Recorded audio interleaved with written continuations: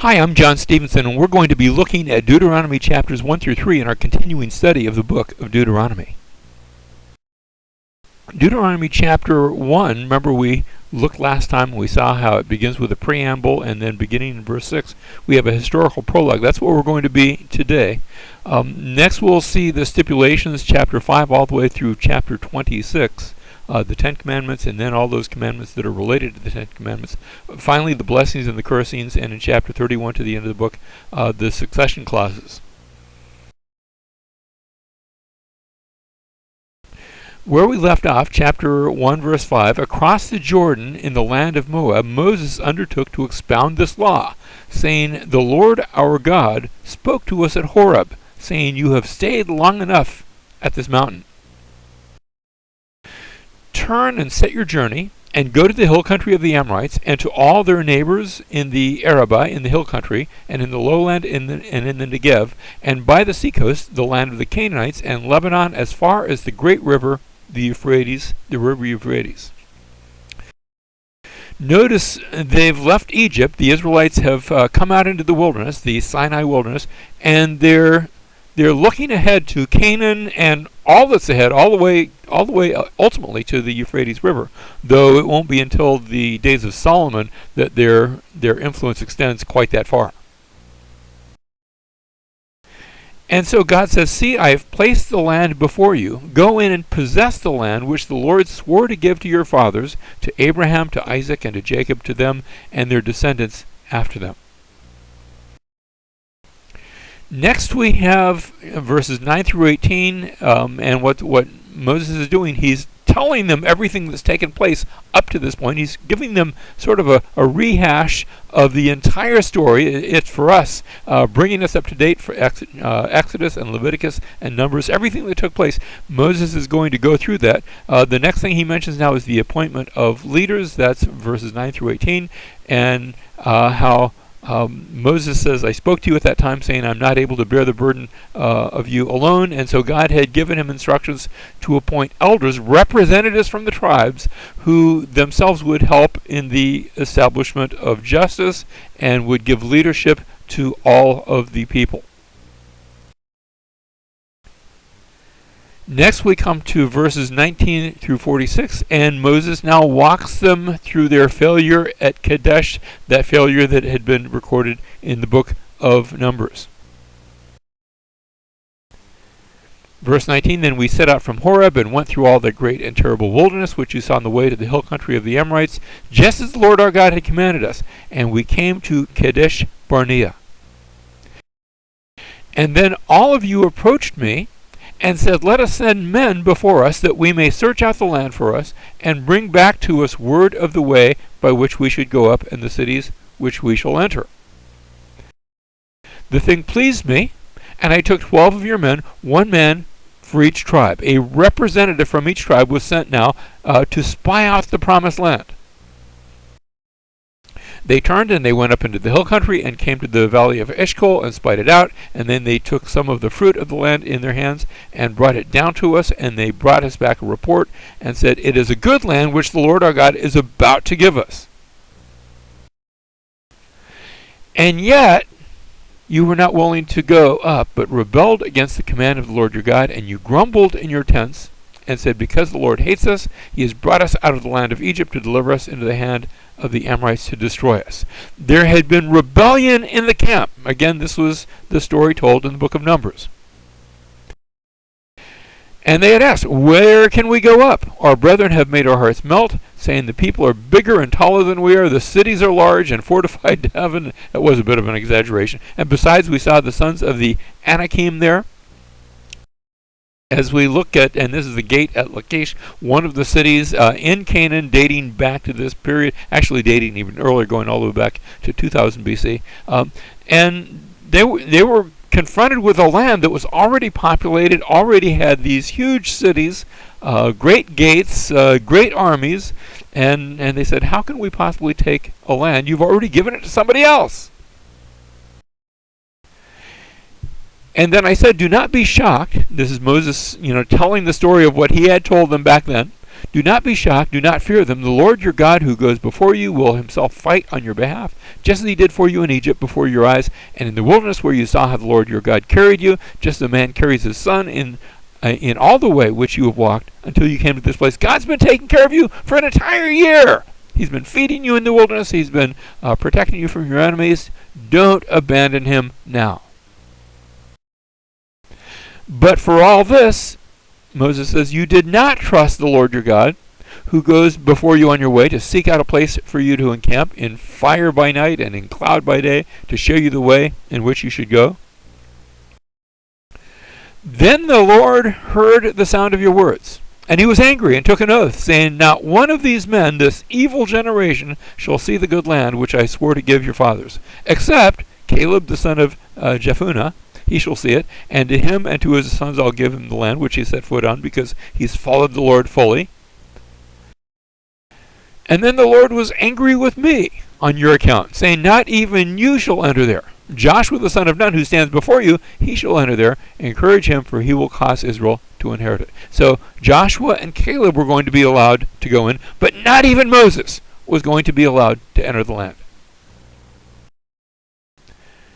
Moreover, your little ones, who you said would become a prey, and your sons, who this day have no knowledge of good and evil, those ones you didn't want to go into the land, and you said, I don't want to go for the sake of my children. They'll get captives they'll be taken captive. Who will be there to defend them?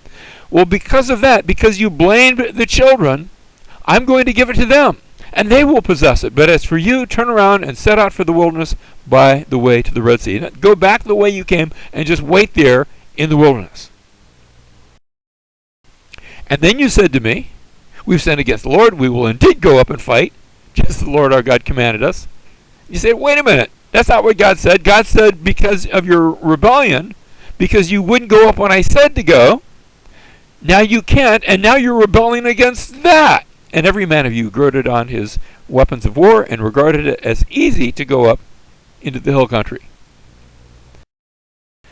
And the Lord said to me, say to them, do not go up nor fight, for I am not among you. Otherwise you will be defeated before your enemies. If I'm with you, you can succeed. If I'm not with you, there's nothing but defeat. And so I spoke to you, but you would not listen. Instead, you rebelled against the command of the Lord and acted presumptuously and went up into the hill country.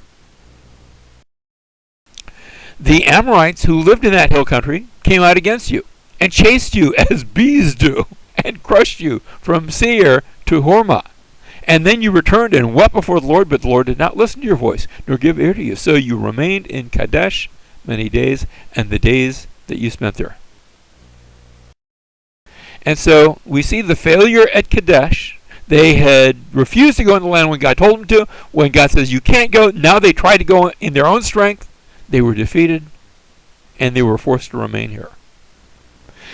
Next, we move to chapter 2 that takes us through now the desert years and how they eventually came out of that. That's going to be at the end of the section, and make a detour around the land of Edom. So chapter 2, verse 1, then we turned and set out for the wilderness by the way to the Red Sea, as the Lord spoke to me, and circled Mount Seir for many days. In other words, they were going in circles for a long, long, long time. So here they are. Here's our map. They've come out of Egypt. They come to Kadesh Barnea. This is where they try to go into the land. First of all, they don't try when God tells them to. Then God says, you can't. Now they try to go into the land. They stay here many days. And then after wandering many, many, many, not just days, but years now, in the wilderness, they're going to go into the land, finally, with the next generation. But they're not going to go straight north like they would. Instead, we read chapter 2, verse 2, and the Lord spoke to me, saying, you have circled this mountain long enough, and now turn north and command the people, saying, you will pass through the territory of your brothers, the sons of Esau, who live in Seir, and they will be afraid of you. So be very careful. What's going to happen now? They're in the area of Kadesh Barnea, and they ask permission to go through the land of Edom. Because instead of going straight north, they're going to go around Edom, and now they're going to come to Canaan from the east instead. There'll be the land of Moab that will, notice, to get around the Dead Sea, they're going to have to go past Edom, or initially they want to go through Edom and through Moab. We're going to see that God takes them on a detour. And that detour has them go around the land of Edom. They make a circuit around it to come up toward Moab. God says, don't provoke them, for I will not give you any of their land, the land of Edom, even as little as a footstep, because I've given Mount Seir to Esau as a possession, and he gets to keep it. You shall buy food from them with money, so that you may eat, and you shall also purchase water from them with money, so that you may drink. For the Lord your God has blessed you in all that you have done. He has known your wanderings through this great wilderness. These 40 years the Lord your God has been with you. You have not lacked a thing. So we passed beyond our brothers, the sons of Esau, who live in Seir, away from the Arabah road, away from Elat, and from Ezion-Geber. Elat's the very northern tip of the Gulf of Aqaba, part of the Red Sea. And we turned and passed through by way of the wilderness of Moab. And then the Lord said to me, do not harass Moab. They circled around Edom, didn't pass through. They come up to Moab, and God says, don't harass Moab, nor provoke them to war, for I will not give you any of their land as a possession, because I've given Ar to the sons of Lot as a possession. So he says, now arise and cross over the brook Zered. Zered is the southern boundary of Moab, yourselves. And so we crossed over the brook Zered. If you go to Zered, most of the time there's not much of a brook there. It's just a dry riverbed. And so there's the Zered, and it's the southern boundary of Moab. Now the time that it took for us to come from Kadesh Barnea until we crossed over the brook Zered was 38 years. This was a long, long detour, until all the generation of the men of war perished from within the camp, as the Lord had sworn to them. So it came about, when all the men of war had finally perished from among the people, that the Lord spoke to me, saying, today you shall cross over Ar, the border of Moab. When you come opposite the sons of Ammon, because they're passing by Moab, well, next door to the Moabites, to the northeast of the Moabites, are the Ammonites. It's the cousins to the Moabites. Remember, Lot had two sons. One was Moab, one was Ammon. And do not harass them nor provoke them, for I will not give you any of the land of the sons of Ammon as a possession, because I have given it to the sons of Lot as a possession. And so notice we passed Moab, and we passed Ammon, and the Israelites now pass by those two countries. They're not going to mess with either Moab or Ammon, and now they're coming to the east side of the Jordan River. Arise, set out, and pass through the valley of Arnon. Look, I have given Sihon the Amorite, king of Heshbon, and his land into your hand. Begin to take possession and contend with him in battle. This day I will begin to put the dread and fear of you upon the peoples everywhere under the heavens, who, when they hear the report of you, will tremble and be in anguish because of you. And so what we're going to have now is the conquest. They didn't conquer Edom, they didn't conquer Moab, they didn't conquer Ammon, but now there will be two lands that are conquered. First of all, there's going to be Sihon of Heshbon. Then there will be Og of Bashan. And finally, we'll read of the portions of those conquests being awarded to certain tribes of the Israelites.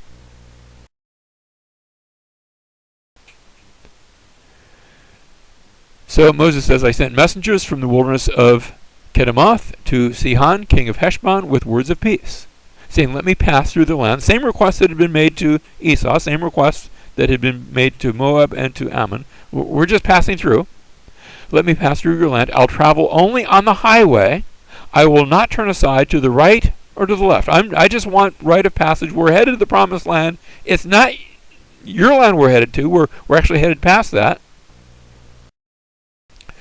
But Sihon, king of Heshbon, was not willing for us to pass through his land, for the Lord your God hardened his spirit and made his heart obstinate in order to deliver him into your hand as he is today. God sets up a conflict that now takes place.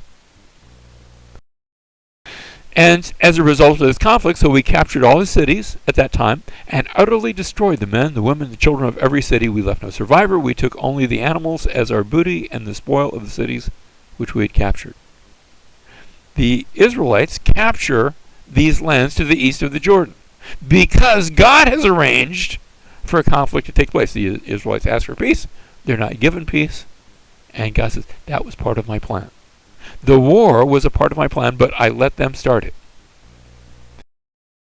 From Aror, which is on the east, on the edge of the valley of Arnon, and from the city which is in the valley, even to Gilead, there was no city that was too high for us, for the Lord our God delivered all over to us. Only you did not go near to the land of the sons of Ammon, just like we said, all along the river Jabbok and the cities of the hill country, and wherever the Lord our God had commanded us. And so they pass by Moab, they pass by Ammon, and they capture now the land of Heshbon, north of the Arnon River, north of Moab and Ammon, but still south of the Jabbok and east of the Jordan River. Next, they're going to face the land of Bashan, and that's north of the Jabbok River. Here we read about that. Then we turned and went up the road to Bashan, and Og, king of Bashan, with his people, came out to meet us in battle at Edrei. So the Lord our God delivered Og also, king of Bashan, with all his people into our hand, and we smote them until no survivor was left, and we captured all the cities at that time. There was not a city which we did not take from them. 60 cities, all the region of Argob, the kingdom of Og in Bashan. Thus we took the land at that time from the hand of the two kings of the Amorites. These are not descendants of Lot, these are Amorite kings, who were beyond the Jordan, who were on the east side of the Jordan, from the valley of Arnon to Mount Hermon. Notice this area that they take, that whole east side of the Jordan, from the Arnon in the south to Mount Hermon in the north.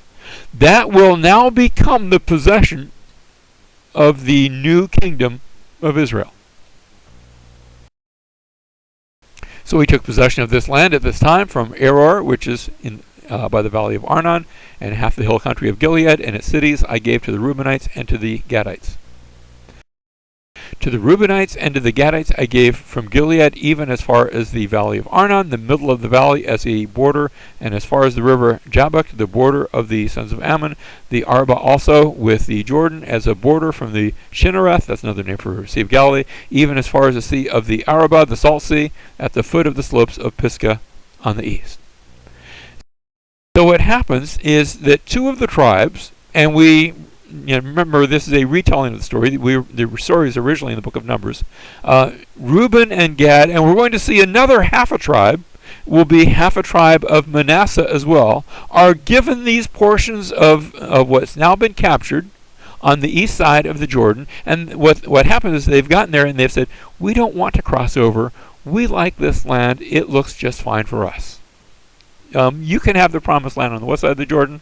You other tribes, we're going to keep this. And God gives them permission to do that. They are going to have to cross the Jordan and fight for the land, but this will now be their inheritance for Reuben and Gad and half of the tribe of Manasseh.